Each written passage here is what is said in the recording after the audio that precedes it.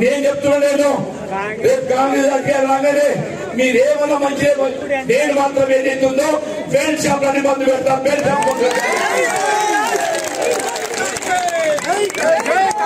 మా గీతా కార్మికుల పాపం ఏదైతుందో వాళ్ళు చెట్టెక్కి ఆ కళ్ళు అమ్ముకొని బతుకుతారు. ఇలా ఏదైతే మద్యం అన్నట్టు ఏదైతుందో అర్ధరాత్రి ఫోన్ కొట్ట తీసుకెళ్తుంది బీరవుతుందా కళ్ళకి వెళ్ళట్లేదు రాత్రి కళ్ళు పుల్ పెట్టుకుంది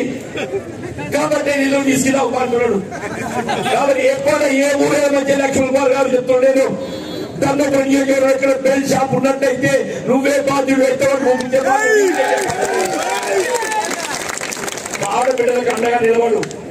ఆ కుటుంబంలో బాగుంది పాటు పడదామని చెప్పంటు నేను మన గెలవడం ఎంత ముఖ్యమో మన బాధ్యత కర్తవ్య నిర్వహణ కూడా అంతే ముఖ్యమని చెప్పంటు